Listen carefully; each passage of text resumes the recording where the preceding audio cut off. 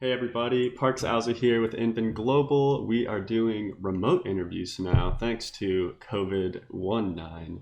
I'm here with Solo, who is starting top for, not Echo Fox, oh look at his shirt, he's starting top for FlyQuest. He's got some old swag on, playing from home. Gotta take what you can get. um, yeah, obviously a bummer that you guys lost today, but thanks to this new format that Riot created specifically just to help you guys out, you are still True. in playoffs. You're playing from home, but how's it going? How are you? How are you doing? Doing okay. Yeah, a little unfortunate we lost, but we're in playoffs, so you gotta play everyone there. You gotta beat everyone. So Yeah, for sure.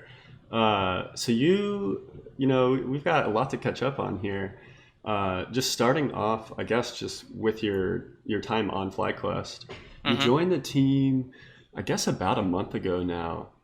It's only been a couple weeks of games. You originally joined as an assistant coach. So before we hmm get into you playing for them, how did the assistant coach thing kind of come about? How did you get that?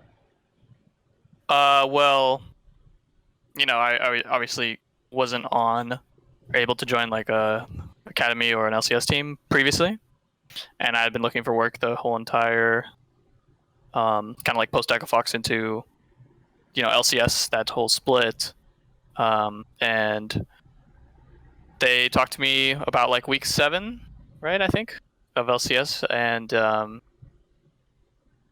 I would tell them, they seemed like they were interested in me coming in and helping out, and I was excited to get started because I mean I've been, no one else had really been knocking on my door for anything, so yeah, I was like, hell yeah, let's do something. So I just came in, just trying to do whatever I could for the org to help them win and be better. So, and then it kind of translated into me helping out the LCS team.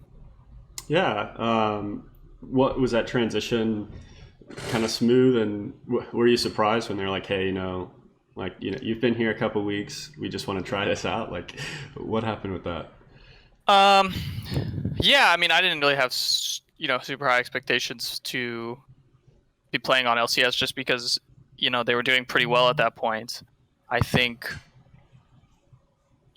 them having the O2 week before um, week 8, or they went O2 week 7. I think they were kind of interested in just kind of mixing things up and trying to kind of revitalize towards the end of the split. And so they threw me in to kind of get some scrim time, and they decided that they liked what they saw. So I was able to play LCS for them. Yeah.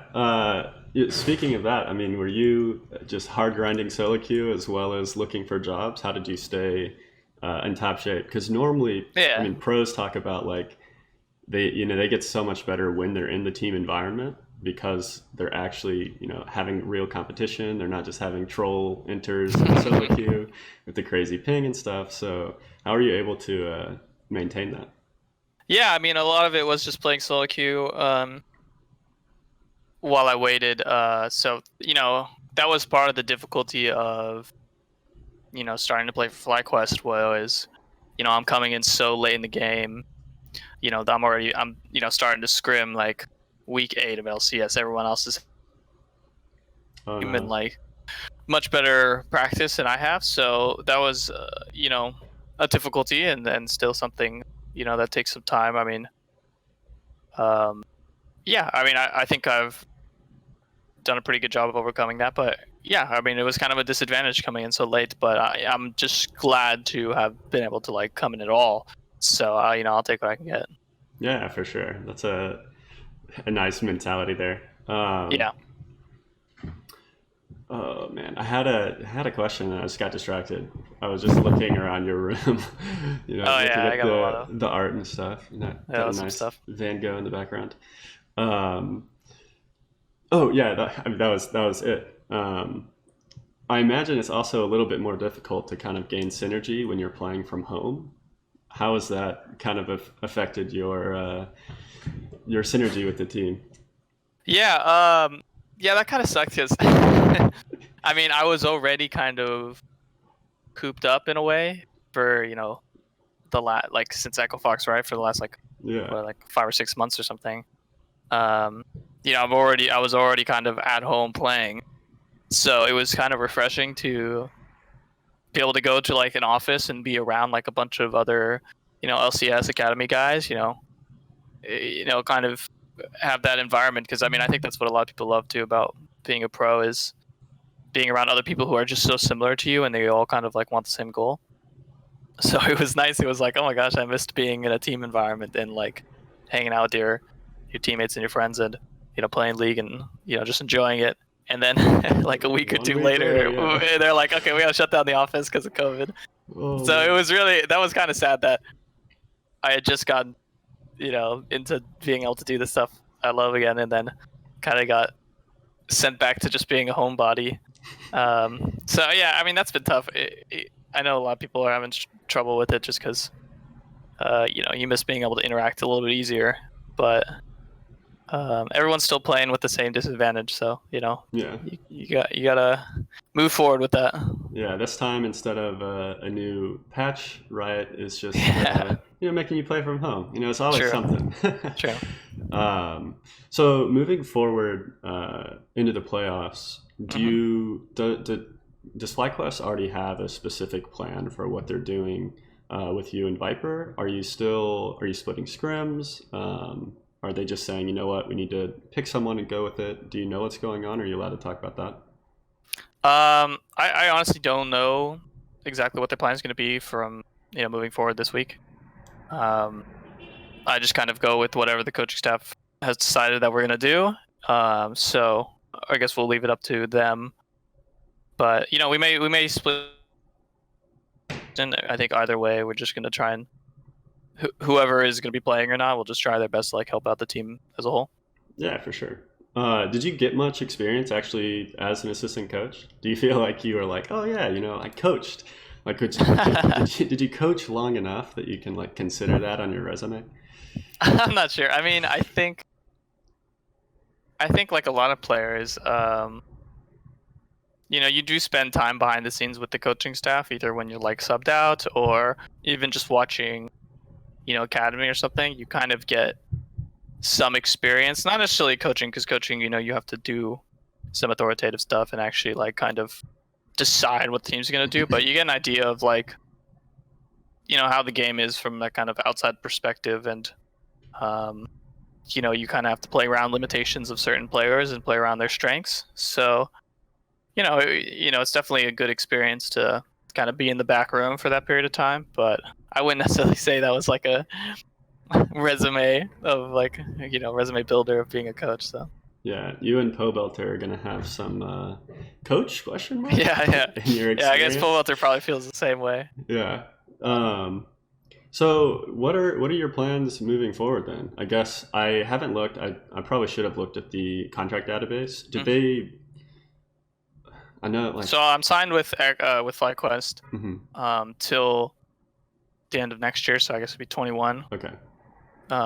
So I'll be with them to Okay. that Cool. point. All right. So they did actually sign you. That's good to know. Hmm. Cool. Well, congrats. I'm glad you got a team Yeah, me too. Me too. in that weird way. Yeah, yeah. I mean, I was very fortunate. That Nick fan, the GM, kind of, went out of his way to kind of take a chance on me, and I'm, doing everything I can to kind of make that worth it for him, and to show how grateful I am because, I was as soon as the Echo Foxy ended and I didn't get signed to any team, I was like, okay, whatever team signs me, I'm gonna like do my best to like show it to everyone that all the other 9 teams really screwed up. So Yeah. Well, good. That'll be exciting. You're working with old Clutch guys too. You've got true. both Yeah. of your old 2018 Hmm. coaches. Because Curry was either assistant or academy coach, and then he also did LCS for a little bit there at the very end. Yeah. How's it been kind of reuniting with those guys? It's been good because we haven't worked together for a year and a half now or something, Hmm. and I know David worked in Europe for some time. Curry was, academy head coach, and then he was also like assistant coach for FlyQuest. So I think it's just kind of interesting to see how much everyone's grown, not only as like in their own roles, but working together, working with other people. So it's been refreshing to kind of um, see them again. And I mean, I enjoyed working with them on Clutch, and I'm enjoying working with them now. Yeah, probably a slightly better environment here as well. Yeah, and I think, I mean, no shame on Clutch, because they were also like a very new organization, and we were like their first team, right? When they came in for franchising. So I think there was a lot of difficulties just come from that end. They're new. They were new to the scene, and they were building up infrastructure. And FlyQuest is much more established than they were. So it's top down is like so much more smooth than it was on Clutch. Yeah.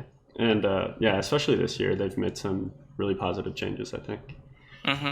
So the team obviously was in and out of sole, ownership of second place the entire split, and then right here at the very end, kind of fell down. Any thoughts on kind of the end of the season and how that like came around? Do you feel like all of that's being handled? You guys are going to be back on top, or is there still like a lot of stuff you're focused on fixing up? Yeah, I mean, I obviously came in pretty late in the season, so it's hard to fully understand the first 7 weeks, right, and the ups and downs, because I wasn't there. But I think at the end, from my perspective, we played well a lot of games, but I think just consistency was a little bit tough, and that's just like in all aspects of the game, play and draft. And I think I think part of the, at least from my perspective, part of the reason why FlyQuest was so good throughout the split is they were just really quick to pick up on new picks and new styles and everything. So hopefully we can find some of that and kind of surprise people with being a little bit inventive and being ahead of the game. Awesome. Anything you want to say to fans or people kind of watching you? Either hoping you do well or hoping you mess up. Either way. Yeah, I mean, there has been fans that are happy to see me back, and I'm happy to be back. So I'm grateful for people who have been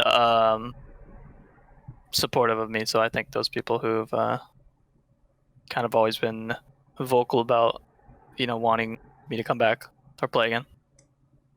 So yeah. Thanks to them. Yeah.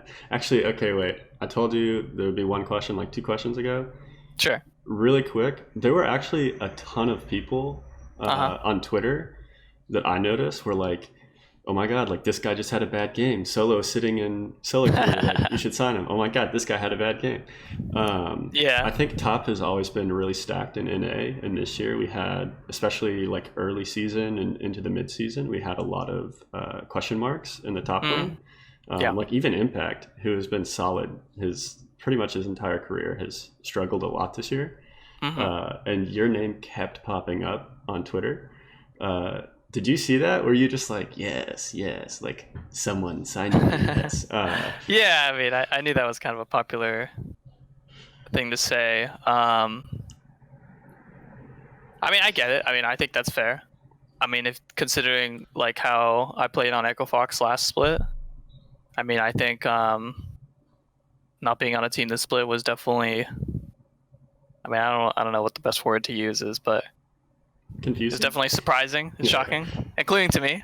Yeah. I mean, I understood why. I think there is just a lot of misinformation out there, and I didn't really do the best job of kind of telling my side of the story, I guess, on Echo Fox. So it was basically just a lot of negative information that I think was really inaccurate. That kind of ended up in me not having an opportunity to even play Academy. But I don't know. I just kept my head down and just waited for my opportunity, and then so I was lucky enough to be on a good team like FlyQuest. So, it's hard. It's always hard to predict in esports. Like, you just gotta always do your best to like be in the best position to succeed in whatever opportunity you have. Yeah, and you're here now, so congrats. Yeah. Thank you so much for talking. Best of luck. I know you've got a couple days to figure out what's going on. So yep. I will leave you to that. Thank you so much again.